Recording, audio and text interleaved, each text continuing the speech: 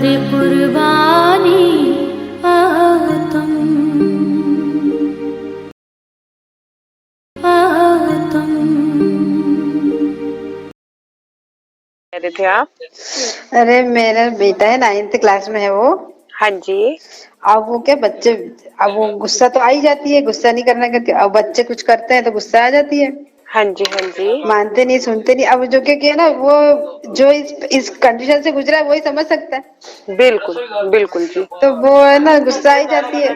अब फिर उसके बाद है ना वो सुनते नहीं है। अब वो पढ़ाई उसने ना पढ़ाई का यानी उसका मन नहीं लगता बिल्कुल पढ़ाई में ज्यादा। उसको अच्छा जी। केवी में पढ़ता है वो, केवी में उसका उसमें सेंट्रल स्कूल में है, पढ़ता है वो। हाँ जी ठीक है जी। माइंड बहुत अच्छा है उसका, लेकिन है ना क्या पता क्यों उसका वो नहीं होता है कि भाई कॉन्सेंट्रेट नहीं कर पा रहा है, क्या है। तो मैं तो उसको आप पूरा दिन बोलती रहती हूँ कि भाई तू ये कर ये कर ये कर। अब वो कहते हैं ना जैसे अमित जी के पास सब छोड़ दो, तो नहीं कैसे छोड़ नहीं, दो। ऐसे छोड़ना है, मैं बताती हूँ। पहली बात तो जो आपका बेटा, आप उस पर गुस्सा इसलिए करते हो ना कि वो पढ़ता नहीं है। हाँ, क्योंकि अगर ठीक है, पढ़ेगा नहीं तो कैसे परसेंटेज बनेगा। जानबूझ के अपन अपना परसेंटेज आउट कैसे करें। एक मिनट मैं बताती हूँ। जरूरी तो नहीं है कि सारे पढ़े लिखे हों दुनिया में, पहली बात। और दूसरी बात, उसका माइंड शार्प है। अगर उसमें कोई क्वालिटी है, जैसे अब मैं भी हूँ, मैंने 12वीं पढ़ी है, मैंने अपनी परिस्थितियों के रहते स्टडी छोड़ दी, लेकिन मैंने सिलाई का टैलेंट लिया, तो सिलाई में मैं आज परफेक्ट हूँ, कोई दिक्कत नहीं है। उसे कोई हाथ का टैलेंट दो और उसको कहना छोड़ दो। उसको कहना कैसे छोड़ दो? उसकी जगह आप राज्य से को महाराज जी से वो प्रार्थना करो कि महाराज जी, हम्म, या तो इसको पढ़ाओ, या इसका कोई और रास्ता है कि इसके जीवन में पढ़ाई के इसमें आगे नहीं बढ़ना, किसी और स्तर में आगे बढ़ना है, तो फिर मुझे संतुष्टि दो कि मैं कहना छोड़ दूं। देखो, अपनी हाँ मन स्थिति बदलो जी, मन स्थिति बदलो। हाँ, वो तो मैं भैया की मन सुनती स्थिति, हूँ और उनको देव भैया को सुनती हूँ, तो वो तो है पर बार बार वो आ जाता है कि कैसे करूँ क्या करूँ। नहीं नहीं, आपको हाथ कुछ में तो कुछ करना अभी ही है नहीं है ही जी। नहीं। आपको कुछ करना ही नहीं है। जब महाराज जी ने वो रोटियां बनाई, उनको फिर बंदर उठा के ले गया, तो महाराज जी ने तो अपनी तरफ से कोशिश की थी, मेहनत कितनी की उन्होंने। अब मेरा मिला क्या उनको हिंदी मीडियम कुछ? में, मेरा हिंदी मीडियम है और उसका इंग्लिश मीडियम में, तो मैं उसको लेके भी नहीं बैठ सकती कि भाई तू चल मैं तेको पढ़ाऊँ। देखो जी, जिस बच्चे ने पढ़ना होगा ना, जिसकी पढ़ाई में रुचि होगी, या जिसको पढ़ाई में ही आगे बढ़ना है, या उसको फ्यूचर, उसका फ्यूचर पहले से तय है, ऊपर वाले ने कर रखा है, वो उसी दिशा में आगे बढ़ेगा। और आपके कहने से वो ज्यादा गुस्सा हो जाएगा, ज्यादा कीजिएगा। और जितना आप उसे कहोगे ना, उतना वो पढ़ाई से दूर होगा। बस आपने उसको एक ही बात कहनी है, एक ही लाइन, कि बेटा आपने अपने लिए पढ़ना है, हमारे लिए नहीं पढ़ना है। सारी जिंदगी तुम लोगों ने देखना है, हमने तो बस तुम्हें पढ़ा लिखा के शादियां करके छोड़ देना है, बस। और इतना ही करना है जी। वही बात है, जब साहिब भी कहते हैं, अमित जी भी कहते हैं कि करना है, मरना नहीं है। मर क्यों रहे हो? अपना निज सुख छोड़ रहे हो। अरे आपको अगर विश्वास नहीं होगा, मेरा तो मन ही नहीं लगता इस संसार में, कुछ अच्छा नहीं लगता, इसलिए मैं आपको क्लास एक ज्वाइन बात करती बताऊं, एक बात बताऊं आपको, कि हूँ। आप अगर नहीं होते, आप सोचिए कि अगर आप हो, आप नहीं होते, तो आपका बेटा अगर पढ़ने में ही बढ़ता आगे, तो आपको कहने आना पड़ता कि बेटा तू पढ़ ले। आपके पीछे से भी वो पढ़ता है ना।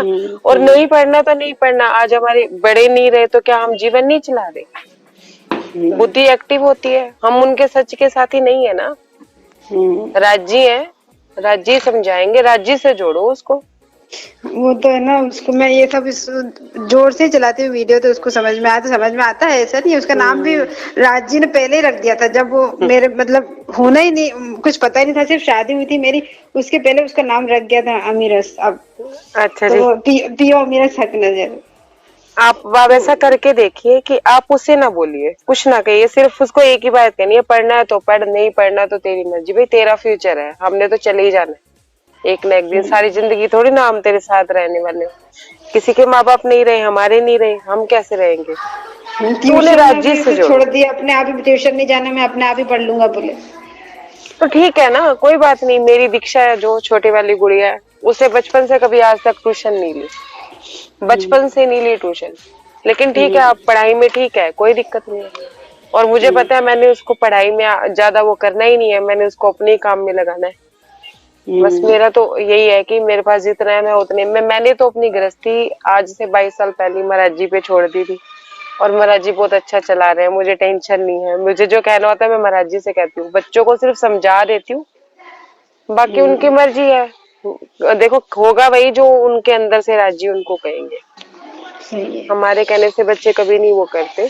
तो इसलिए आप अपना निजी सुख मत खोइए, राजी को कह के बेफिक्र हो जाइए। अगर आपने फिक्र ले ली तो राजी भी शायद आपकी ना सुने। हम देख नहीं रहे बड़े महाराज जी की जीवनी में क्या चल रहा हाँ, वे बहुत सब हर एक सुंदर साथ को वो जीवनी सुनना चाहिए। और ये आपने डाला ना सारे में, और भी ग्रुपों में, सब में जितने में है सब में डाल देना चाहिए भाई, पढ़े सुने।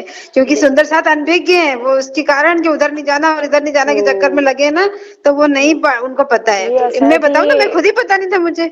जी ये माया है, ये माया हाँ है जो भटका रही है। क्या कह रही है, इधर जाओ उधर जाओ, दो रास्ते बना दिए जानबूझ के, दो रास्तों में हाँ। कैसे न, हमें ना इधर जाना ना हमें उधर जाना, हमें तो सत्य का रास्ता चुनना है, बात ही खत्म। सही है। क्यों जाना है हमें, अपनी मन की उड़ान देखने की, कहाँ जाके हमारा आत्म मंथन कैसा है, हमें वो देखना है। हमें किसी चक्रों में पड़ना ही नहीं है, जो इन चक्रों में पड़ रहे हैं वो माया में पड़ रहे हैं, हम तो पढ़ ही नहीं रहे। अपने हमारे लिए तो निजानंद ही सुंदर साथ है, तो वो भी हमारा सुंदर साथ है। कृष्ण प्रणामी सुंदर साथ है, तो वो भी हमारा सुंदर साथ है। हमारे लिए तो सब सही। राज्य की रूह है जी, हम तो ऐसा सोचते ही नहीं। हाँ द्वैत में सही हम है। पढ़ते ही नहीं, हम तो एक दिली में ही विश्वास रखते हैं कि जैसे हम वैसे तुम। तो द्वैत में पढ़ेंगे तो क्या थोड़ी मिलेंगे राज्य। नहीं, बस पढ़ना ही नहीं है जी।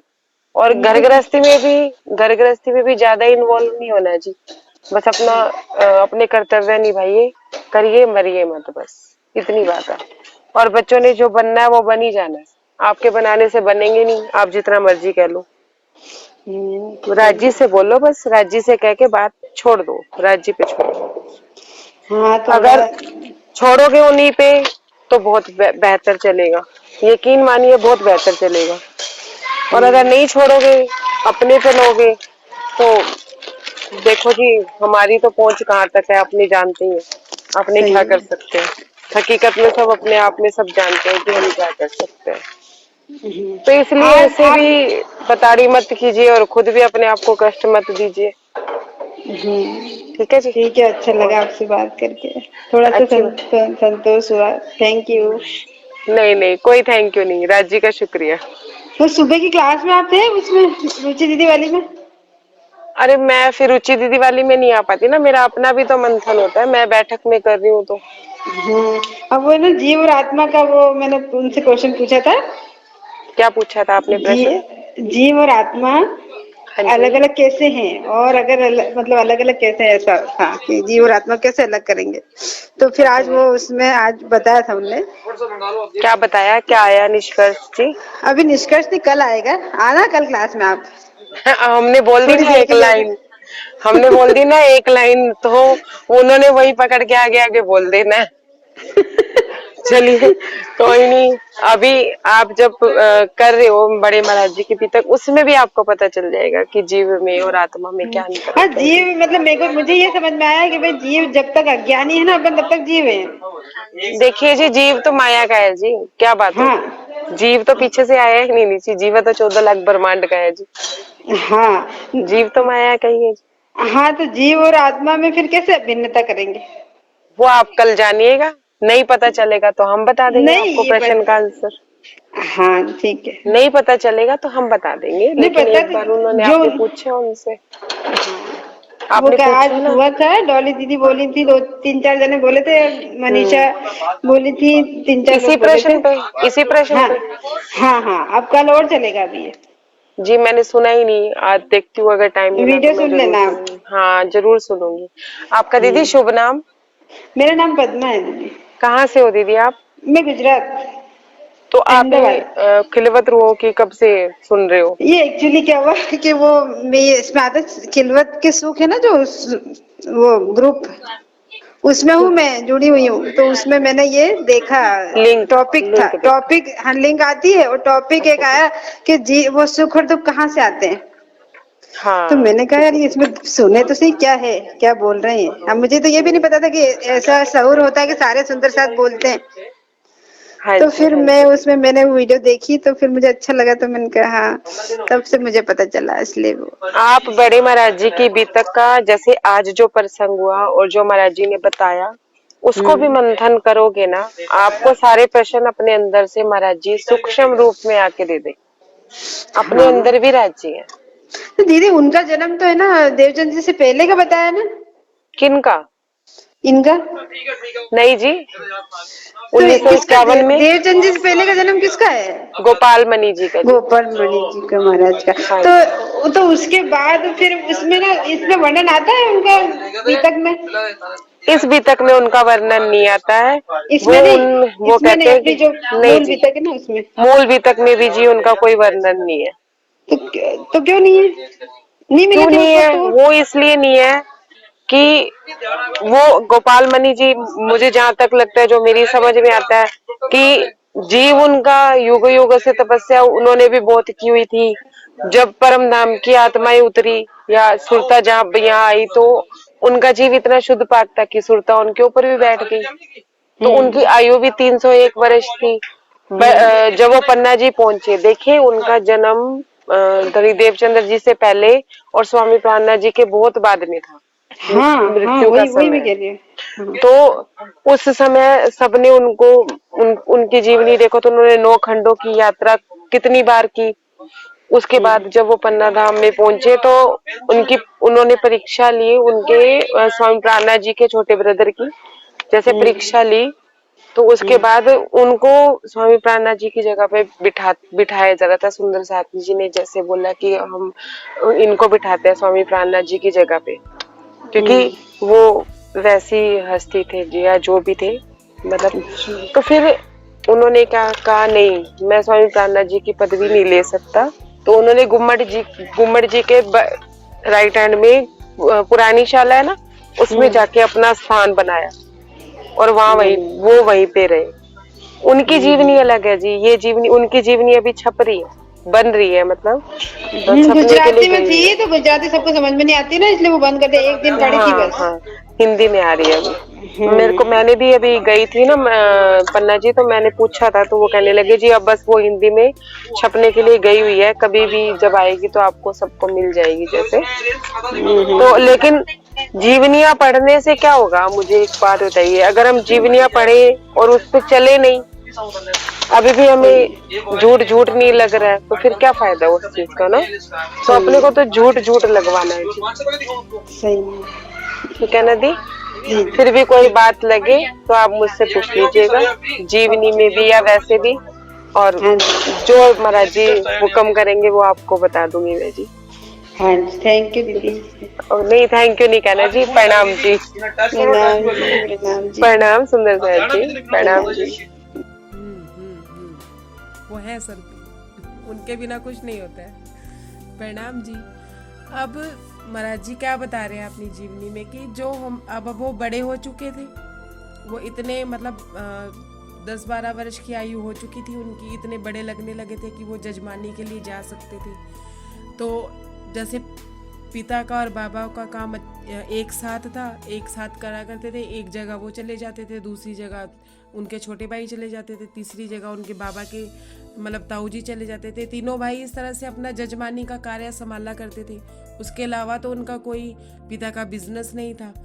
तो महाराज जी कहते हैं कि उस समय मैं इतना बड़ा हो चुका था कि मेरे ताऊ अगर मुझे चाहते तो मुझे जजमानी के लिए भेज सकते थे, और मुझे रामायण और रसानंद जो उनको मंत्र वगैरह होते थे वो सब मुझे याद थे। लेकिन क्या करते थे उनके ताऊ जी, वो सब जगह ही या तो अपने को भेजा कर अब खुद चले जाते थे, या अपने छोटे भाई को जो उनके जो तीसरे बाबा थे उनको भेज दिया करते थे। क्यों? क्योंकि वो फंसे, उनको लालच था कि इधर से जजमानी आएगी तो मेरी होगी, उधर से जजमानी आएगी तो मेरी होगी। लेकिन वो इन बच्चों के बारे में सोचते ही नहीं थे कि एक आध जगह पे ये चला जाए तो इसकी भी जीविका चलनी शुरू हो जाएगी। वो जितनी भी मतलब उनकी जितनी भी दान दक्षिणा आती थी उसमें से भी कुछ नहीं देते थे, क्योंकि कि जब उनके पिताजी जब जजमानी के लिए जाते थे तो जो आमदनी होती थी तो तीनों भाई बराबर बराबर बांटा करते थे, जिसको जो भी मिलता था। लेकिन ताऊ क्या करते थे, वो अपने में डकार जाते थे, वो नहीं किसी को कुछ देते थे। जो भी उन्हें मिलता था वो अपने, जो कहते हैं कि उनके छोटे बाबा थे जिनको भेजते थे, उनको भी नहीं देते थे, भी वो सारी आमदनी खुद डकार जाते थे। कभी कभी जजमान हमारे हमें बुलाते भी रहते, मतलब वो ये कह रहे हैं कि जो मेरे पिता के जजमान थे वो कभी कभी मुझे भी बुलाने आ जाते कि चलो आप इनको भेज दो, जंडू दत्त जी को भेज दो अगर आप नहीं आ पा रहे हो। ताऊ जी से ऐसे कहते थे। लेकिन एक दफ़ा भी वो ऐसा नहीं करते थे कि ताऊ जी ये कहते हैं हाँ ठीक है जी जंडू दत्त आ जाएगा, वो कहते थे नहीं, वो खुद ही जाते थे। अब पर रोड़ा बन के बीच में हमारे वो आ जाते। अब देखिए एक दफ़ा क्या हुआ, ये जो घटना है वो महाराज जी अपने जीवन की विशेष घटना बता रहे हैं। एक दफ़ा आया एक न्योता, खबर नाई लेकर आया कि जैसे दूसरे गांव से इस गांव में अगर कोई न्योता आना होता था तो आते जाते लोग एक दूसरे को न्योता दे दिया करते थे। साथ के गांव में कोई जजमानी के लिए बुला रहा था किसी प्रोग्राम में, तो महाराज जी कहते हैं कि नाई एक न्योता लेके आया, उसने आके मेरे ताऊ जी को बतलाया। दिन छिपने वाला था तब ताऊ ने बुलवाया। नाई ने आके बोला कि कल सुबह उनके यहाँ जजमानी का कार्य करना है। संध्या का टाइम था, मतलब दोपहर का टाइम था जब नाई ने उनके ताऊ जी को न्योता दिया कि आप कल जाके वहाँ पे जजमानी का कार्य करके आना। महाराज जी कहते हैं कि दिन छिपने वाला था। मेरे ताऊ जी ने मुझे दोपहर को नहीं बताया कि जब नाई आया उस समय दिन छिपने वाला था, तब मेरे ताऊ ने मुझे बुलाया और बड़े प्यार से बड़े दुलार से मुझे अपने पास बिठवाया और ऐसे कहने लगे कि तुम लल्लन खेड़ी चले जाओ, कि तुम अब बालक हो, तुम तो फटाफट भाग के चले जाओगे, मैं तो बूढ़ा हो चुका हूँ, मेरे को जाने में दिक्कत आएगी और रात इस समय मैं कैसे निकलूँगा, तो मेरे बच्चे ही हो तुम तो बच्चे की तरह भगते चले जाना। ऐसा कह के बड़े प्यार से पुचकार के उन्होंने हमें ऐसे कहा उन्हें कि अपने बच्चे की तरह पहली बार उन्होंने मुझे प्यार से बिठाया और ऐसे कहा कि अभी पुरोहित ने और जजमानों का संदेशा भेजा कि किसी जजमान की या पुरोहित की जरूरत है, तो इस जगह पे तुम जाओ, अपने पिता की जगह पे तुम जाओ। 4 कोस ही तो है सारा, संग ले जाना अपना खेस। महाराज जी कहते हैं, ताऊ जी कहते हैं कि सिर्फ 4 कोस ही है, चिंता ना करो, कोई ज्यादा नहीं है, तुम तो बगे बगे ही चले जाओगे। तो महाराज जी कहते ठीक है। मैंने कहा चलो कोई बात नहीं, ताऊ जी कह रहे हैं, बड़े लाड से कह रहे हैं, तो चले जाते हैं। क्या जब मैं उठ के जाने लगा तो मेरे ताऊ जी मेरी केयर करने के तरीके से या मेरी चिंता करने के तरीके से क्या कहते हैं कि साथ में खेस भी लेते जाओ, ऐसा ना हो कि बिना खेस के चले जाओ और रात में हल्का सा मौसम ठंडा हो तो तुम्हें ठंड लगे। मतलब इतना वो मेरा ध्यान रख रहे थे जाते हुए। वहाँ सवेरे कुछ होना है, सुबह पहुँच ही जाओ, सुबह नहीं पहुँच पाओगे, इसलिए अभी बुलवाया है, अब से पहुँच भी जाओगे। और जाते जाते महाराज जी को क्या कहते हैं, पहले तो संदेश दे दिया कि सुबह वहाँ प्रोग्राम है और तुम्हें जाना है, और जब जाओ तो खेस लेते जाना साथ में। फिर जाते जाते कहते हैं कि सवेरे तुम जाओगे तो सवेरे तुम पहुँच नहीं पाओगे, तो इससे अच्छा तुम अभी जाओगे, अभी निकलोगे तो सवेरे तक तुम पहुँच भी जाओगे, तो तुम अभी निकल जाओ। ऐसा नहीं है कि तुम घर जाके बैठ जाना, सुबह सुबह निकलोगे तो तुम पहुँच नहीं पाओगे। ताऊ जी ने जिस वक्त दिया हमें संदेश, उसी समय हम चल दिए रख के कंधे पर एक केस। महाराज जी कहते हैं मेरे ताऊ जी ने जब मुझे संदेश दिया उसी समय ही मैंने क्या किया कि उनके बड़े हैं, उन्होंने पहली बार कोई बात कही है तो कहना मानने में कोई बुराई नहीं है, और जजमानी के लिए पहली बार ही कह रहे हैं, तो उन्होंने उनका कहना मान के उसी वक्त ही संध्या के टाइम ही वो एक खेस अपने कंधे पे रखा और चले गए। आगे पढ़िए हंसा बहन। हंसनी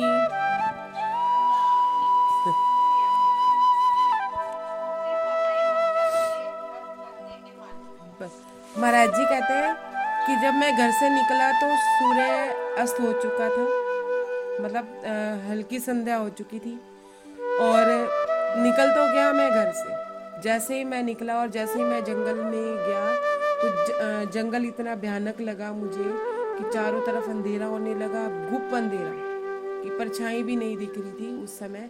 तो क्या मेरा दिल डरने लगा। मैं नन्हा सा बालक था और मेरे को डर लगने लगा। और हवा, कहते हैं कि जंगल में इतनी साए साए हवा चल रही थी, इतनी तेज हवा चल रही थी, तो कभी तो ऐसा लगता था कोई जानवर गुर्रा रहा है और कभी ऐसा लगता था कोई जानवर करीब आ रहा है। हवा की साए साए भी उन्हें जानवरों की आहट लगने लगी थी और जानवरों का उन्हें पूरा डर था। कहते हैं कि मैं तो एक नन्हा सा बालक था, ताऊ ने ये नहीं सोचा कि एक नन्हा सा बालक जा रहा है, इसको जानवरों का डर भी लगेगा, जानवर भी हैं जंगल में। तो कहते हैं कि एक मैं बच्चा होके हिल गया था। अगर मेरी जगह कोई बड़ा भी होता ना, कोई शूरवीर भी होता, तो वो भी डर जाता। ये ऐसा जंगल का माहौल था।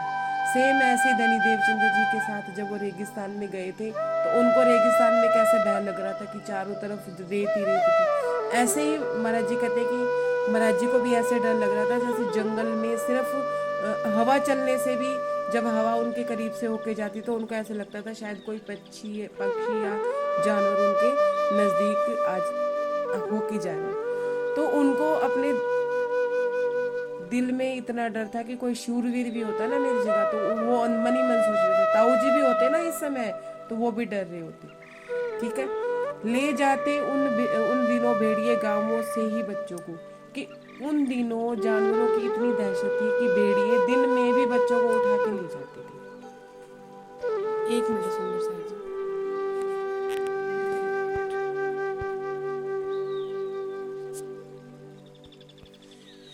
दिन में ही भेड़िए बच्चों को ले जाते थे, बच्चों को क्या बड़ों को भी उठा के ले जाते थे। कई बार गांव में इतनी दहशत थी जानवरों की। फिक्र चढ़ी रहती थी गांवों में अच्छे अच्छों को।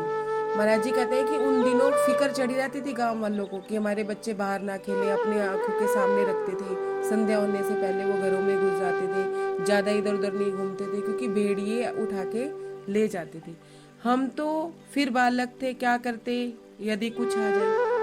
महाराज जी कहते हैं कि मैं तो फिर बालक था, अगर कोई जानवर मेरे सामने भी आ गया ना, तो मेरे पास कोई कटार है ना मेरे पास कोई हथियार है कि मैं उसे डरा दूँ धमका दूँ, ना आ गए तो मैं क्या कर पाता।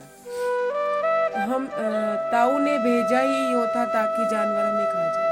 देखिए ये घटना क्या दर्शाती है, जब हमारे सामने संकट होता है, परेशानी होती है, तो बुद्धि जागृत हो जाती है। जब हमारे सामने माया की ये घटना में ये भी समझाती है कि जब माया की कोई बड़ी घटना हमारे साथ हो जाती है तो हमारी बुद्धि जागृत हो जाती है कि हमें ऐसा करना चाहिए या ये ऐसा क्यों हो रहा है उस समय। तो महाराज जी क्या कहते हैं, ताऊ ने भेजा ही होता ताकि जानवर हमें खा जाए। पिछली घटनाओं से उन्हें ये याद आ गया कि शायद मुझे लगता है ताऊ ने भेजा ही मुझे इस समय ऐसा है, इस वजह से भेजा है कि मेरे को कोई जानवर खा जाए। नहीं तो वो अपने बच्चे को भी भेज सकते थे। अगर वो मुझे अपना बेटा समझते तो वो मुझे ऐसे थोड़ी ना भेज देते कि तू रात के टाइम चला जा, या खुद मेरे साथ चलते, कभी चले ही नहीं मेरे साथ। महाराज जी कहते हैं कि देखो मुझे समझ आना शुरू हो गया कि ताऊ जी मेरे से इतना प्यार से बात क्यों कर रहे थे। मुझे कुएं में धकेलने के लिए वो मुझसे प्यार से बात कर रहे थे, मतलब मुझे जानवरों के आगे डालने के लिए मुझे प्यार से बात कर रहे थे कि अगर वो मुझे गुस्से से कहते तो शायद मैं उनका कहना ना मानता। देखो जी, माया का एक रूप राज जी ने ये भी बताया कि चापलूसी। माया क्या करती है? चापलूसी करके अपना काम निकलवाती है, चाहे सामने वाले का कितना भी नुकसान हो। क्योंकि महाराज जी को उनके ताऊ जी अपने बच्चे तो समझते ही नहीं थे, वो तो यही समझते थे ना कि कब इनका दीवा गुल हो, वो तो ये ताके जाते थे। तो महाराज जी कहते हैं महाराज जी की बुद्धि उस समय जागृत हो गई कि मेरे को ताऊ जी ने इसीलिए भेजा। इल्लत कभी माँ बाप की तो बेटे की ऐसे काटो। महाराज जी कहते हैं अब हमारे माँ बाप तो चले गए, अब ताऊ ने सोचा अब ये बेटा है, इसको ऐसे ही काटो, मतलब इसको ऐसे ही मारो, इसको ही मारने की ऐसी कोशिश की उन्होंने। ये उनको मौत के मुंह में धकेलना ही था उनके लिए। छोटे की देखी जाएगी, घर बार आपस में बांटो। तो महाराज जी ये सोच रहे कि उनके ताऊ जी ये सोच रहे थे कि चलो एक बार बड़े बेटे को तो काटें, छोटे की बाद में देखी जाएगी, छोटे को तो कैसे भी अपनी आंट में लेके हम धन दौलत आपस में बांट लेंगे। चढ़ बैठो अब एक पेड़ पर, उचित यही मन ने माना, जाए भाड़ में जजमानी, रोहताई का आना जा। महाराज जी कहते हैं जब मेरी बुद्धि में ये बात आई कि मेरे ताऊ ने मुझे भेजा ही इसलिए है, तो उन्होंने कहा भाड़ में गई जजमानी पुरोहिताई, मैंने तो बस अपने आप को यही कहा भी अपने तो पेड़ पे चढ़ के बैठ ही जाते हैं, जो होगा देखी जाएगी। ये सोच के महाराज जी पेड़ पे चढ़ गए। उन्होंने एक अच्छा सा वृक्ष देखा जो सीधा सीधा था, जिस पे वो चढ़ सकते थे। कहाँ तक पढ़ा था हमने अंशवन? इधर तक ही पढ़ा था ना। हाँ, तो महाराज जी इस एक मिनट, हाँ महाराज जी इस घटना से ये बता रहे हैं कि माया का एक स्वरूप चापलूसी भी बता रहे हैं कि माया के लोग अपना कार्य निकलवाने के लिए साम दाम दंड भेद सारी नीतियां बनाते हैं। ये जितनी भी चतुराई होती है ये सब माया की होती है, लेकिन जो सत राह पे चलने वाला बंदा होता है वो सरल होता है। अब महाराज जी को भी तो पता ही था ना कि उनके ताऊ जी उनके खिलाफ है। उस समय उनकी समझ क्यों, बुद्धि क्यों जागृत नहीं हुई? क्योंकि वो सत्य के रास्ते पे थे। वो ये सोच ही नहीं रहे थे कि मेरे में और ताऊ में कोई भेद है। वो उनको पिता समान ही समझते थे। मन में उनको यही रहता था चलो मेरे बड़े हैं कोई बात नहीं, अगर मुझे कह रहे हैं तो मतलब वो सरल स्वभाव के थे। उनके अंदर ये चतुराई, ये चापलूसी, ये चीजें नहीं थी। जबकि माया में ये सब चीजें होती है कि वो किसी भी तरह से अपना कार्य करवाने में माहिर होती है माया। प्रणाम जी, आगे पढ़ो दीदी।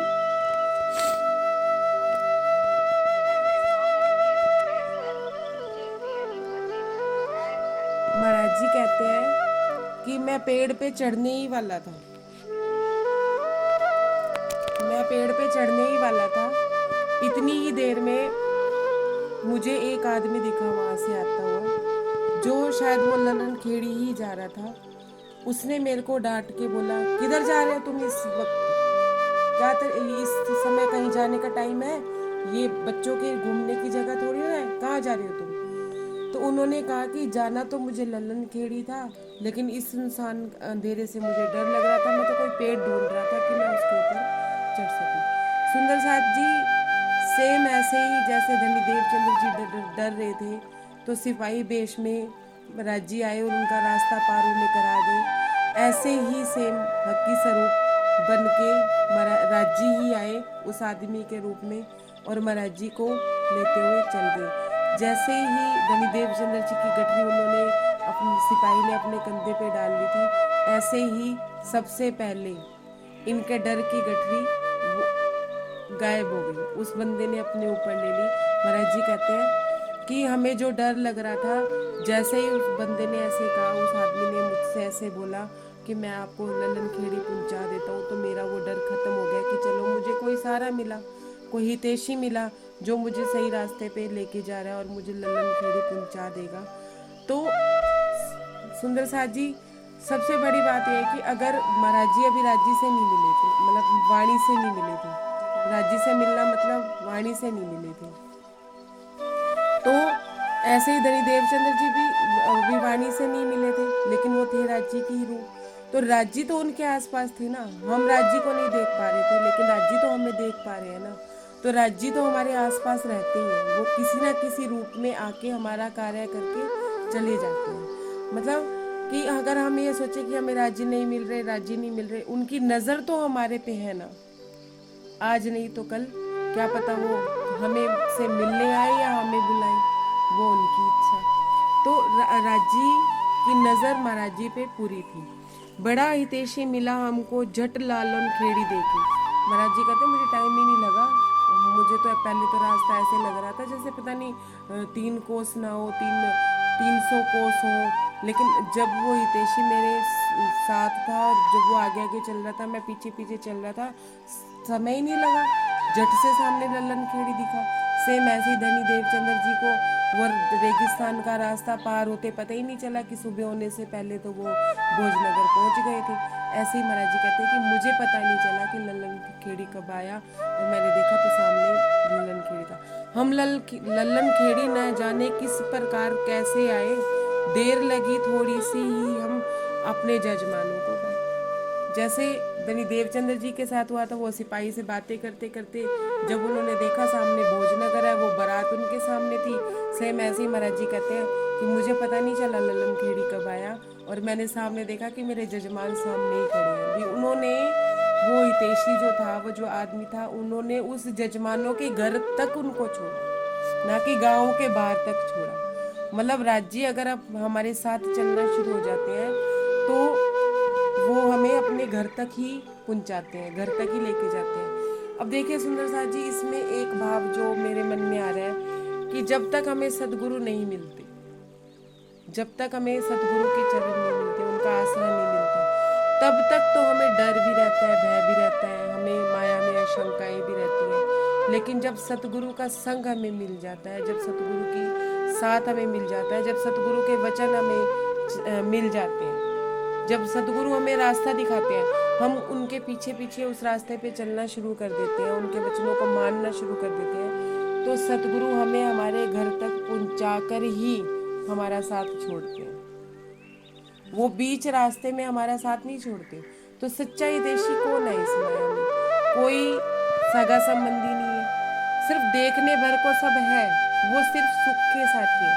लेकिन असली हितैषी हमारे राज्य महाराज और हमारे सतगुरु ही होते हैं, जो हमें चाहे दुख हो, चाहे सुख हो, चाहे भूख हो, चाहे प्यास हो, चाहे कितने भी हमारे में अवगुण हो, कितना भी कुछ हो, राज्य ही हमें गले लगाते हैं, हमारे सतगुरु ही हमें गले लगाते हैं।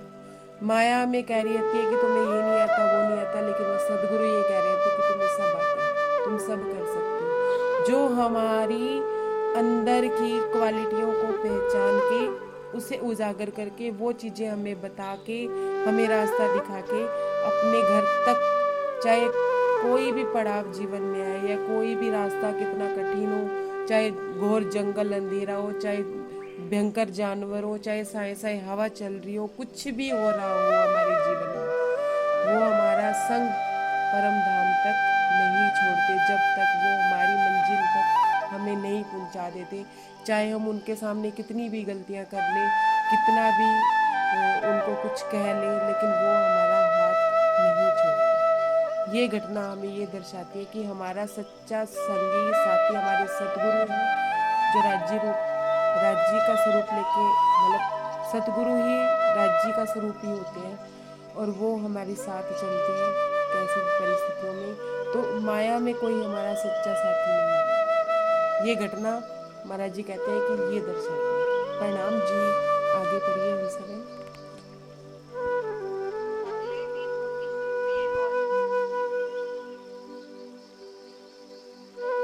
नाम सुंदर जी, अब महाराज जी क्या कहते हैं कि माया में भी अगर सतगुरु अगर हमें सत्य के रास्ते में भी परम धाम ले जाके छोड़ते हैं, तो माया में भी वो हमें अकेला नहीं छोड़ते। देखिए राज्य हमें माया में भी अकेला नहीं छोड़ते। वो क्या हुआ कि अगले दिन वो टाइम से पहुंच गए, और उन्होंने वो जो जजमानी उन्होंने की, उनके जो मतलब जो जजमान थे, उन्होंने उनको 19 रुपए और 1 धड़ी लड्डू उनको दान दक्षिणा में दे दिया। वो महाराज जी कहते हैं कि मेरा बाल मन, मैं तो उछल उछल के परेशान, खुश, मतलब इतना खुश कि हमें तो खाने को रोटी नहीं मिल रही थी, चून गोल के पीते फिरते थे, कहाँ ये लड्डू मिले, क्या मेरे तो पैर ही जमीन पे नहीं पड़ रहे थे। खुशी खुशी हम चलते उछलते पैर तीसरे घर की ओर। महाराज जी कहते हैं बस मैं तो उछलता कूदता, मतलब अपने घर की ओर चलने के लिए तैयार हो गया कि चलो बस अब दान दक्षिणा मिल गई, चलो निकलते हैं। गुजर जाएंगे काफी दिन, गदगद हुआ मन विभोर। महाराज जी कहते हैं कि मैं ये सोच रहा था, इतने दिनों से खाना नहीं मिल रहा था, इतने दिनों से कुछ नहीं मिल रहा था, अब तो हम कुछ ना बनाए, ना किसी से चून वगैरह की व्यवस्था करें, तो हमारे कई दिन, 1-1 लड्डू भी रोज खाएंगे तो कई दिन गुजर जाएंगे, हमारा तो खाना पीना भी इतना ही था। महाराज जी कहते हैं कि देखिए ये घटना क्या बताती है कि जब माया सामने आई, माया क्या थी, वो लड्डू, जब वो सामने आए तो महाराज जी कहते हैं मन प्रकट हो गया। देखो यहाँ तक कहीं भी जंडू दत्त जी का मन नहीं प्रकट हुआ, इस बालक का मन नहीं प्रकट हुआ, चेक करना, बालक का मन नहीं प्रकट हुआ। प्लीज 5 मिनट है, 10 मिनट वेट कर ले, मैं दे रही हूँ मेरी रिकॉर्डिंग। तो मतलब उसमें कहते हैं कि मेरा मन नहीं प्रकट हुआ, मैंने कभी किसी की चीज को नहीं देखा, कभी मैंने कुछ नहीं जांका, लेकिन कहते हैं कि मेरा मन नहीं प्रकट हुआ, मैंने कभी किसी की चीज को नहीं देखा, कभी मैंने कुछ नहीं जांका, लेकिन यहाँ मन प्रकट हो गया महाराज जी का। कहते मैंने क्या किया, गिने बैठकर जंगल में कितने दिन कट जाएंगे, मैंने लड्डू गिनना शुरू कर दिया कि एक बुद्धिदास खाएगा, एक मैं खाऊंगा, तो इतने दिन कट जाएंगे, मतलब गिनना शुरू कर दिया, एक एक खाया तो काफी दिन चल जाएंगे। क्या इसी उधेड़ बुनों में, लड्डुओं के उधेड़ बुनों में गिनते गिनते इस खुशी में मैं रास्ता भटक गया। महाराज जी फिर कह रहे रास्ता भटक गया। देखिए सुंदर साथ जी, हम भी बड़े सरल चल रहे होते हैं राज्य की राह में, बड़ी अपने मस्ती में चल रहे होते हैं, बड़ा अपने में संशय, मतलब अपने में करके की चल रहे होते हैं। कैसे कि हम ना इंद्रियों का सुख ले रहे होते हैं, ना हम किसी चीज का सुख ले रहे होते हैं कि नहीं हमें राज्य चाहिए, हमें ये नहीं चाहिए, हमें माया नहीं, हमें राज्य चाहिए, हमें ये नहीं, हमें राज्य चाहिए। लेकिन परीक्षा के लिए माया अपना एक रूप दिखा देती है, किसी भी रूप में आ जाएगी, बच्चे के रूप में आ जाएगी, धन दौलत के रूप में आ जाएगी, गाड़ी के रूप में आ जाएगी। अब मान लो हमने किसी को देखा कि इसने बहुत सुंदर सूट पहना हुआ है, ऐसा सूट मेरे पास हो, तो वो भी माया है। मन को तो विचलित कर गई ना माया कि हाँ भाई सत्य के रास्ते पे ना चल के हम क्या, सूट अच्छा लग रहा था, है ना। तो मतलब ये छोटी छोटी बातें हैं जो हमें माया विचलित करती है। महाराज जी कहते हैं कि उन लड्डुओं के चक्कर में मैं अपना रास्ता ही भूल गया। हम माया के चक्कर में हम अपने राज्य का रास्ता भी कभी कभी थोड़ी देर के लिए चाहिए भूल जाते हैं कि नहीं ये करना है। अगर मान लो कोई खाने की चीज सामने आ गई ऐसी जो हमें पहले पसंद थी, सामने आ गई और हमारे मन में ये हो गया कि नहीं नहीं मुझे ये खाना है, तो राज्य कहते हैं ये भी माया ही है कि मुझे याद करने की बजाय थोड़ी देर के लिए तुमने क्या किया कि उस चीज को अपने माइंड में ले लिया। जैसे मान लो कि कोई बर्गर की इच्छा रखता है और बच्चे बर्गर ले आए और सामने रख दिया, तो थोड़ी देर के लिए राजी नहीं चलेंगे, बर्गर ही चलेगा जब तक वो मुंह में नहीं रखा जाएगा। तो ये माया है। माया के कई कई रूप महाराज जी ने बताए, धन के रूप में, जायदाद के रूप में, बच्चों के रूप में, रिश्तेदारी के रूप में सब तरह से माया हमें घेरती है। तो महाराज जी कहते हैं उन लड्डुओं के चक्कर में मैं अपना घर भूल गया, जाना था किस और मगर दूसरी ओर हम चले गए। महाराज जी कहते हैं कि जाना तो मुझे इधर था, चला मैं उधर गया। फिरे भटकते जंगल जंगल सूरत हुआ अस्त कब। और महाराज जी कहते हैं जब हम रास्ता भटक गए तो अब सूरज अस्त होने लग गया, तो हम डरने लगे, किंतु रास्ता ना मिला हमको ऊपर डर बे डब का। महाराज जी कहते हैं कि जब मुझे रास्ता नहीं मिला, मतलब मैं इधर भी देख रहा हूँ उधर भी देख रहा हूँ, चला जाना इधर था चला उधर गया, गलत रास्ते चला गया, वहां से भी जब मैं रास्ता ढूंढ रहा हूँ तो मुझे रास्ता नहीं मिल रहा है, तो मैं फिर डर गया कि लगता है आज फिर रात भाई इस जंगल में फिर भटक गया जैसे मैं कल भटक गया था। सुंदर साथ जी, एक जो राज्य मेरे मन में भाव उपजा रहे हैं वो ये है कि जब हम सत्य की राह पे चल रहे होते हैं, हम राज्य की राह पे भी जब चल रहे होते हैं, मैं माया की बात नहीं कर रही, माया में तो बहुत बहुत रूप हम लोगों ने देख लिए, वाणी पढ़ के भी अब हमें समझ आने लगी है। हम छोटे बच्चे नहीं रहे जो हम अब माया को समझने की कोशिश करेंगे, हम अब राज्य को समझने की कोशिश करेंगे। कि जब हम राज्य की राह पे चल रहे होते हैं और हम ये सोच रहे होते हैं कि ये हमारा रास्ता सही है, मतलब हम किसी गुरु की शरण में आए, जैसे धनी देवचंद्र जी सबसे पहले गुरुओं के चक्कर में पड़े, उन्होंने बहुत मतलब उनके सिखाए रास्ते पे चले, जैसा वो कहते कि वो करते रहे, लेकिन उनको वो एक आनंद की अनुभूति नहीं हुई जो वो पाना चाहते थे, वो चीज उन्हें नहीं मिली, तो उन्होंने गुरु बदल लिया, मतलब रास्ता बदल लिया। ये हमारी बड़ी वितक में भी बताया गया। और हम लोगों का मैं भाव, अहंकार भाव इतना होता है कि अगर हमें कोई कह देना राज्य हमें किसी सुंदर साथ के अंदर आके भी कह देना कि अगर तुम्हें उस आनंद की प्राप्ति इस गुरु से नहीं हो रही या इस रास्ते से नहीं हो रही, ध्यान से समझिएगा इस बात को, कि अगर तुम चितवनी कर रहे हो और तुम्हें चितवनी में वो आनंद नहीं आ रहा, ठीक है, शुरू शुरू में मन भटकता है, फिर एक समय पे आके आनंद आना शुरू हो जाता है। नहीं आ रहा, या चर्चनी में नहीं आ रहा, या ज्ञान चर्चाओं में नहीं आ रहा, तो तुम्हें आत्म मंथन का रास्ता चुनना चाहिए। अगर कोई ये कह देना कि आत्म मंथन का रास्ता चुनना चाहिए, तो हमारा अहंकार भाव क्या कहता है, नहीं जी नहीं, हमारा रास्ता तो यही सही है जी। हम सुबह ये चर्चा सुनते हैं, शाम ये चर्चा सुनते हैं, रात ये चर्चा सुनते हैं, और रात को सोते वक्त फिर हम ये जूम क्लास चला लेते हैं। मैं एग्जांपल दे रही हूँ जी, किसी को बुरा लगे तो पहले ही क्षमा कीजिएगा, कि हम उसी में ही सारा दिन राज्य में मगन रहते हैं। लेकिन हाँ, हमारे पास अपने लिए टाइम नहीं होता। श्रवण सुख के लिए तो टाइम होता है, लेकिन अपने लिए टाइम नहीं होता। हम सुबह ये वानी चर्चा करते हैं, दोपहर को ये वानी चर्चा करते हैं, शाम को ये वानी चर्चा करते हैं, सारा दिन हम राज्य के गुणगान में लगे रहते हैं, लेकिन हमारे लिए अपने लिए टाइम नहीं होता। अपने लिए टाइम देखो, हम ये सोचते हैं कि हम जो समय राज्य को दे रहे हैं वो भी हमारा ही है, कि राज्य ने हमें, वो सार्थक है, बिल्कुल सार्थक है।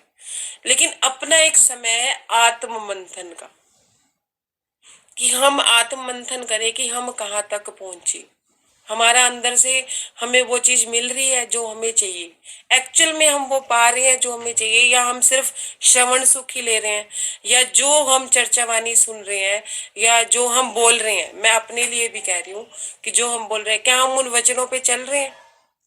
ये आत्म मंथन जरूरी है।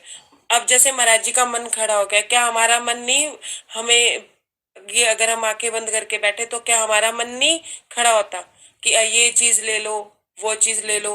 यहाँ मतलब यहाँ बैठे बैठे भी मन ये कह देगा, चलो पन्ना जी चलते हैं, वहां जाके शांति मिलेगी, चलो जामनगर चलते हैं, वहां चल के शांति मिलेगी, नहीं तो उस सुंदर साथ के घर चले जाते हैं, वहां बैठ के वाणी मंथन करेंगे, या उस सुंदर साथ को फोन लगा लेते हैं कि उनसे राज्य की बात करेंगे। अगर कोई हमें ये भी बता देना कि ये रास्ता गलत है, कि हमें आत्म मंथन करना चाहिए, हमें ये चर्चाएं सुननी चाहिए, सब कुछ करना चाहिए, लेकिन उन वचनों पे चलना भी चाहिए। अगर हमें कोई ना, हमें कितना बुरा लगता है, हम ये कहते हैं हाँ हाँ, इससे बड़ा पता है कि हम चर्चा सुनते हैं तो उस पे नहीं चलते हैं, ये बड़ा चलती है। देखिए जी, एक छोटी सी बात है, एक्चुअल में हम ऐसा ही करते हैं कि हमें कोई रास्ता बता रहा है और माया के आगे आते ही हम रास्ता भटक भी जाते हैं। तो हम सही रास्ता बता भी रहा है ना, तो हम उस सही रास्ते को मानते नहीं है। अगर हम, एक छोटी सी बात है कि अगर हम जिस रास्ते पे चल रहे हैं उस रास्ते पे हमें पहले तो ये सोचना चाहिए कि अगर सामने वाले ने कह दिया तो उसकी बात को भी अगर सच नहीं मानना, नहीं मानो, मानना भी नहीं चाहिए। सबसे पहले हमें अपने आप में सोचना चाहिए कि जिस रास्ते पे हम चल रहे हैं, जो चीज हमें चाहिए वो क्या एक्चुअल में मिल रही है। अगर तो हमें मिल रही है, अगर कोई सी जरा जरा सी मिल रही है, तो अपने रास्ते का त्याग नहीं करना चाहिए। और अगर नहीं मिल रही है, अगर उस कहीं ना कहीं कोई कमी लग रही है, तो इतने दिन उस रास्ते पे चले हो, 4 दिन इस रास्ते पे भी चल के देख लो। जीवन तो चल, तो हम सत्य के रास्ते पे ही रहे हैं ना। मुझे महाराज जी ये समझाते हैं, एक बार मैं ही ऐसी बात सोच रही थी, बैठे बैठे ही मेरा आत्ममंथन चल रहा था, तो मैं महाराज जी से कह रही थी कि मुझे रस नहीं आ रहा है जीवन में। कि पहले मैं जब सिलाई का कार्य कर, तो काम करते करते मुझे आपका इतना रस, इतना स्वाद लगता था कि मुझे अपना काम इतना अच्छा लगता था कि सिलाई में बैठे हैं, बस ये कह दो जी मेरा काम टिपिकल है, कोई मुझे डिस्टर्ब नहीं करेगा। कोई डिस्टर्ब करने भी नहीं आता था कि चलो काम भी नहीं पड़ जाएगा, दुकान पे भी तो मैं अपने स्वाद में अंदर मस्त हो जाती थी और काम चलता रहता था। कैसे होता था मुझे पता नहीं चलता था। तो महाराज जी, मैंने महाराज जी से कहा, मेरे को ना अभी ये स्वाद नहीं आ रहा है इस काम में, ना मेरे को आपकी अनुभूति हो रही, मुझे आपका प्रेम नहीं मिल रहा, मैं काम क्यों करूं, मेरा मन नहीं लगता काम में, मैं क्या करूं? ना घर पे काम में मन लग रहा है, ना दुकान पे काम में मन लग रहा है। ये संभालो अपनी नौकरी, मेरे से नहीं होती, मैं नहीं जाती कल से नौकरी। महाराज जी ने मुझे एक बात समझाई। क्या समझाया? कि तू सन्यास ले ले। मैंने कहा हाँ मैं सन्यास ले लेती हूँ। मुझे महाराज जी क्या समझाते हैं, सन्यास लेने का मतलब ये नहीं है कि हाँ भाई तुमने भगवा वस्त्र धारण कर लिए, तिलक माथे पे लगा लिया, घर गृहस्थी छोड़ दी, जिम्मेदारियां छोड़ दी, तो तुमने सन्यास ले लिया। सन्यास लेने का मतलब ये है कि अगर तुझे कोई चीज परेशान कर रही है और जहां तुम बैठे हो तुम्हारे मन में घृणा द्वेष भर रहा है, उस जगह को त्याग कर उस अपनी जगह बदलनी है। अगर तुम ये बल कर सकते हो परमात्मा के भरोसे कि हाँ भी मुझे यहाँ स्वाद नहीं आ रहा, मैं जितनी देर यहाँ पे बैठती हूँ मेरे को इसकी बात सुन के उसकी बात सुननी पड़ रही है और मुझे बेवजह के ताने दिए जा रहे हैं, बेवजह की बात सुनाई जा रही है, जिससे मेरे मन में घृणा ईर्ष्या द्वेष सब भर रहा है, लेकिन मुझे आनंद नहीं आ रहा है। तो अपना स्थान बदल लो, उस स्थान पे जाओ जहाँ पे तुम्हें थोड़ी शांति हो, भले ही पैसा वहां पे कम हो चलेगा, धन कम होगा चलेगा, धन कमाने के लिए अपना जीवन ना खराब करो। तो इसे संन्यास कहते हैं कि अपनी अवस्था को बदलना, जगह बदलना, उसके बाद अपनी अवस्था को बदलना। बाहर वाला कोई हमारे हिसाब से नहीं ढलेगा, अगर मैं किसी को गालियां मत दो तो वो नहीं मानेगा, लेकिन वो गालियां मेरे अंदर तक ना जाए ये पॉसिबल है। तुझे मजा नहीं आ रहा तो घर पे कर ले, अगर तुझे लग रहा है घर पे तुझे नहीं शांति मिल रही तो तू नौकरी ऐसी करके जहाँ तेरा मन लगे, अगर तूने जगह बदलनी है मेरे भरोसे पे तो बदल ले। राज्य कहते हैं बदल ले, मुझे कोई दिक्कत नहीं। मतलब राज्य तो हमें हर जगह रास्ता दिखते हैं, लेकिन हम लोग किसी ना किसी रूप में आके बताते हैं कि ये रास्ता सही नहीं है, इस रास्ते पे चल के देखो। तो थोड़े दिन के लिए चल के देख लो, लेकिन हमारा अहम भाव, अहंकार भाव इतना ज्यादा होता है कि हम उस चीज को एक्सेप्ट ही नहीं कर पाते। हम कहते हैं नहीं जी नहीं, हमारा रास्ता सही है, हम सुबह शाम राज्य में डूबे रहते हैं, अपना श्रवण सुख लिए जा रहे हैं, जीवन में वो बातें आ रही हैं या नहीं आ रही है उससे कोई महत्व नहीं होता। दूसरी बात कि महाराज जी कहते हैं कि मैं पहले दीवानगी में था, तू दे तो तेरी रजा, ना दे तो तेरी रजा, ये दीवानगी थी मुझे, लेकिन माया मेरे सामने आई, मेरी दीवानगी गायब हो गई, स्यापन शुरू हो गया। स्यापन मतलब सियानापन शुरू हो गया। कैसे सियानापन? मुझे पता है एक धड़ी लड्डू है तो बहुत सारे होंगे, और पढ़े लिखे हम थे भी नहीं, फिर भी मैं गिनती कर रहा हूँ कि कितने दिन बीत जाएंगे। 2 लड्डुओं को रख के कहता हूँ 1 दिन, 2 लड्डुओं को रख के कहता हूँ 2 दिन। मतलब मेरा सियानापन शुरू हो गया, दीवानगी खत्म हो गई ना, वो रजा खत्म हो गई कि हाँ तूने दिया है, जितने दिन चल जाएंगे चल जाएंगे, गिनने की क्या जरूरत है। ये भी तो कह सकते थे ना, राज्य की मेल से उनको लड्डू मिले थे, लेकिन राज्य की मेल से ही सब हो गया। ऐसे महाराज जी कहते हैं कि मेरे में सियानापन आ गया, मतलब माया मुझे, मेरे मन को प्रभावी कर गई। ऐसे ही हमारी जब हम चल रहे होते हैं राज्य की रजा में, हाँ ठीक है सब ठीक है, माया सामने आती है, हम गिनना शुरू कर देंगे, इतना हो जाएगा, इतना चल जाएगा, इतने दिन चल जाएंगे। तो महाराज जी अपनी इस घटना से ये समझाना चाहते हैं। कहाँ तक हो गया था? अब महाराज जी कहते हैं जब मैं रास्ता भूल गया और मुझे लगा कि अब मैं अंधेरे में फिर पड़ गया, जब हमें लगता है कि हम रास्ता भूल गए, हम माया के अंधकार में फिर पड़ गए, हम कहते हैं छोड़ो ये माया वाया, हमारे बस की नहीं है इनको झेलना, मुझे क्या लेना, घर में रोटी है या नहीं है, या रोटी पक रही है या नहीं पक रही है, मैं तो अपना राज्य में लगूंगी। महाराज जी कहते हैं मैं अपने लड्डू वड्डू सब भूल गया, मुझे कुछ याद नहीं रहा, गिनना गिनना सब गया, किधर गया मुझे कुछ नहीं पता, बस किधर जाए किससे पूछे यही सोचने लगे। जब माया हम पे प्रभावी हो जाती है ना, तो जिस रास्ते पे हम चल रहे होते हैं वो रास्ता भी गलत लगने लग जाता है, चाहे वो सही हो लेकिन गलत लगने लग जाता है। तो हम क्या कहते हैं, फिर हम पूछते हैं हमें दोबारा से चाल कैसे चलनी है, अब दोबारा से हम कैसे चलना शुरू करें। हम चल रहे होते हैं राजी के रास्ते पे, लेकिन मन में भटकाव इतना आ जाता है, माया के रहते इतना भटकाव आ जाता है कि हम ये फिर सोचने लग जाते हैं कि अब दोबारा से कैसे चलना शुरू करें, अब फिर शुरुआत कहाँ से करें, कैसे अपने आप को बिल्कुल नीचे, मतलब इतने ऊपर के स्तर तक जाके अपने आप को बिल्कुल नीचे पाते हैं कि हमें कुछ पता ही नहीं है, हमें राज्य नाम का, राज्य का र भी नहीं पता, उसकी राज्य में रजा रहना तो हम भूल ही जाते हैं, रजा तो खत्म ही हो जाती है, लेकिन राज्य का र भी हमें नहीं पता चलता। तो महाराज जी का कहते हैं दूर ही गए होंगे दिखा हमें एक इंसान, कहते हैं अगर रात यहाँ बितानी पड़ेगी ना कल की तरह तो फिर फंस जाएंगे, चारों तरफ अंधकार ही अंधकार। वही डर उनको दोबारा से होना शुरू हो गया क्योंकि मन प्रकट हो गया था। तो फिर वो कहने लगे कि कुछ दूर गए हमने क्या देखा, देखा निकला एक गडरिया किसी गांव से आया था, मतलब वो भी किसी गांव से आ रहा था, एक गडरिया था। महाराज जी ने तो दूसरी राह पकड़ ली थी, तो वो दूसरे गांव का रास्ता था, वो किसी गांव से एक गडरिया आ रहा था। मैंने उनसे पूछा भाई तुम कहाँ जा रहे हो, तो वो कहता जी मैं जड़ोदा जा रहा हूँ। अब जरूरी तो नहीं है ना कि वो जड़ोदा ही जा रहा होता, लेकिन कौन आया था, राज्य आए थे हक की स्वरूप बन के। अब रूह माया में भटक गई, जब सच्चा संगी साथी उनके साथ है, मतलब राज्य उनके साथ है, अपनी अंगना को देख रहे हैं, तो वो तो घर पहुंचा के ही छोड़ेंगे ना माया में भी। और वैसे भी सदगुरु अगर हम रास्ता भटक जाते हैं तो कान पकड़ के रास्ते पे लेके आते हैं ना, फिर वो हम अपने गुरुओं को, अपने जो बड़े हैं उनको कभी हम जो जिनको हम मानते हैं, जिनका कहना हम मानते हैं, उनसे 10 प्रश्न भी पूछ लेना कि मेरे साथ माया ऐसे प्रभावी हो रही है, माया ऐसे प्रभावी हो रही है, वो हर रास्ता बताते हैं माया से निकलने का। ना कि वो ये करते हैं कि चलिए तो बार बार माया में भटक जाती है, इसे भटकने दो, नहीं।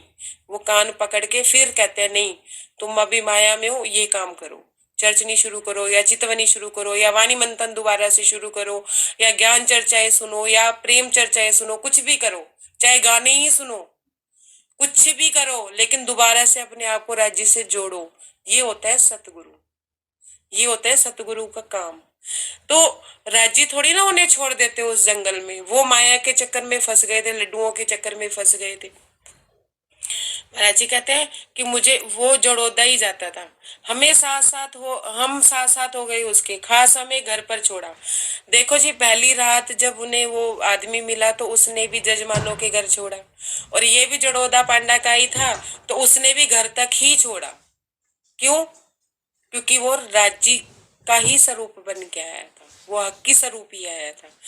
पश्चाताप हुआ बथेरा, सुनी सुना ताऊ ने, मैं आ पहुंचा, हटा ना हाथ रास्ते से रोड़ा। अब दूसरी तरफ ताऊ जी को सदमा लग गया कि उन्होंने तो ये सोचा था रात के समय भेज रहा हूँ, जब दिन में बच्चे उठाए जाते हैं, जानवरों की रास्ते से मारे जाते हैं, तो इसे तो किसी जानवर ने भी नहीं किया, मतलब मारा ना, इसे कोई भेड़िया मिला ना कुछ मिला। तो वो तो ये सोच के बैठे थे अब तो ये जंडू दत्त का भी दीवा गुल हो गया, अब वो वापिस नहीं आएगा। जब सुना ताऊ ने कि वो आ गए, मैं आ गया, तो उन्हें तो बहुत पश्चाताप हुआ। उन्हें तो ऐसा लगा जैसे, मतलब जैसे कहते हैं ना माया में एक थोड़ी अस्त व्यस्त शब्द थे कि छाती पे सांप लौटने लग गए उनके, कि इतना पश्चाताप हुआ उन्हें कि शायद इतना तो किसी के मरने का भी ना होता, जितना पश्चाताप उनके जिंदा होने पे उनको हुआ कि वो इतना पछताए। फिर ऊपर से क्या हुआ, फिर उस ऊपर से उन्हें 19 रुपए कितने मिले थे उनको, 19 रुपए और दान दक्षिणा, मतलब 19 रुपए और दान दक्षिणा, उस समय के 19 रुपए लाखों के बराबर होते होंगे। और लड्डू भी मिले, क्या इन्हें तो रोटी नहीं मिल रही थी, हम तो रोटी भी ना देते थे उन्हें, कभी आटा भी नहीं दिया था, और इन्हें लड्डू मिल गए। तो ये पश्चाताप, मतलब एक तो जिंदा होने का पश्चाताप, ऊपर से इतनी अच्छी दक्षिणा का पश्चाताप। अब कारण क्या था, अगर तो ताऊ उनको बचपन से जजमानी का दे रहे होते, थोड़ा बहुत कुछ दे रहे होते, तो झंडू दत्त से भी लेने का अधिकार रखते थे कि हाँ भी चलो भी जजमानी मिली है तुझे, बराबर बराबर बांटो। जब वो देते नहीं तो लेने का अधिकार तो उनका था ही नहीं ना, वो मांग ही नहीं सकते थे। तो ये चीज उन्हें और ज्यादा सदमा दे रही थी। मतलब ये देखो कि राजी कहते हैं कि जब माया को ठेस पहुंचानी होती है ना, तो उसको भी मैं तरह तरह से पहुंचवा देता हूँ तुम्हारे थ्रू। वो माया उनके लिए तो हावी ताऊ जी के ऊपर ही ज्यादा हो रही थी उनकी तरफ से। एक तो उनके बचने का दुख, फिर उनसे उनको इतनी अच्छी दक्षिणा मिलने का दुख, फिर उससे वो दक्षिणा ले नहीं सकते थे, ये उससे भी बड़ा दुख, और तीसरा सबसे बड़ा दुख उनका जो ये था, उससे भी बड़ा दुख कि उनके कई दिन आराम से उनके वो लड्डू खाएंगे और हम रोटी। ये दुख, क्योंकि अपने माया कभी भी अपने सुखों से सुखी नहीं होती, दुखी नहीं, अपने दुखों से दुखी नहीं होती, दूसरों के सुखों से दुखी होती है। माया सिर्फ स्वार्थ जानती है, माया अपना स्वार्थ हल करती है। चंचलता, चतुर, चपल, ये सारे गुण वाणी में भी बताए हुए हैं माया के। 12 पता नहीं 15 गुण एक रास किताब के पहले प्रकरण में ही बताए हुए हैं। मुझे जहां तक चौपाई पूरी याद नहीं है, वर्षा दीदी को याद होगी। मतलब इतने रूप है माया के कि माया किसी भी रूप में सिर्फ अपना स्वार्थ सिद्ध करती है। जहां माया होगी मन होगा, मन को ही माया कहते हैं कि जब मन होगा ना, मन प्रकट होगा, असत मन, तो वो सिर्फ अपना स्वार्थ देखेगा, सामने वाले का भला नहीं देखेगा। वो भला होते देख नहीं सकता, उसको तो, उनको तो ये हो गया ना इतने दिन तो ये लड्डू खाएंगे और हम सूखी रोटी। तो इस तरह से ताऊ को बहुत पछताना पड़ा। उस ताऊ के चेहरे से, वो कहते हैं कि मेरे उनके हाव भाव से मुझे पता चल रहा था कि वो कितना मतलब छटपटाता है ना बंदा, कि हाँ अभी मुझे ये चीज क्यों नहीं मिली। देखा होगा अपने जीवन में, हम लोगों ने भी अपनी अपनी बीतक में देखेंगे तो कहाँ कहाँ राज्य हमारे लिए हक की स्वरूप बन के आए, और कहाँ कहाँ हमारे पे भी माया हावी हुई, हमें कोई माया की चीज नहीं मिली तो अंदर से हमें कितनी छटपटाहट होती थी। चाहे वो कोई इंसान हो, चाहे वो धन दौलत हो, चाहे कुछ भी हो, इतनी छटपटाहट होती है कि एक तरह से मन तड़पने लगता है, क्योंकि हम सत रास्ते पे नहीं होते, असत रास्ते पे होते हैं। तो इस तरह से महाराज जी कहते हैं ये घटना मेरे जीवन में क्या दे के गई मुझे समझ, कि जब मेरे को जाते वक्त भी वो आदमी मिला और आते वक्त वो गडरिया मिला, तो मुझे एक बात समझ आई, दिया सहारा एक ने हमको पूरा आन।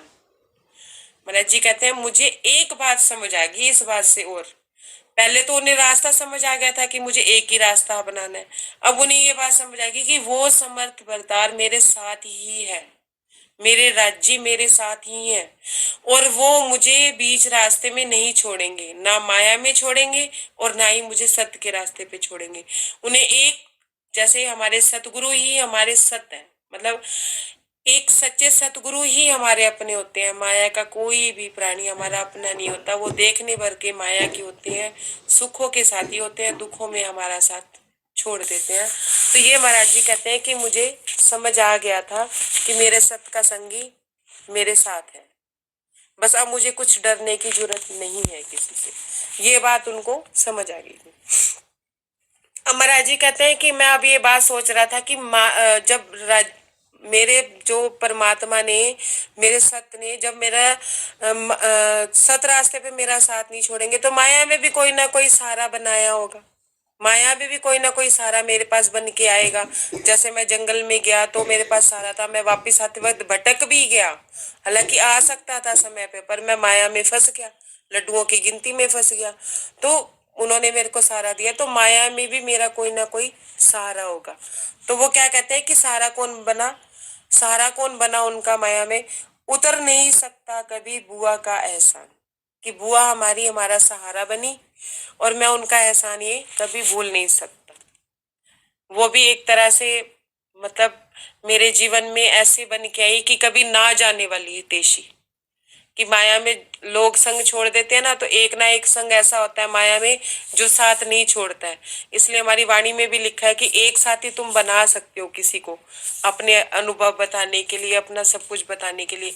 ऐसे माया में कोई ना कोई एक संगी होता है जो ऐसा लगता है कि अंत समय तक साथ नहीं छोड़ता है, कहीं ना कहीं किसी ना किसी रूप में सही गलत का भेद बताता है, या राज्य ही किसी ना किसी रूप में आके बताते हैं। सुंदर साथ जी, ये मेरा थोड़ा सा प्रयास था जो राजी ने मुझे समझाया, महाराज जी ने समझाया, उनके लिए मैंने ये जो बीतक की।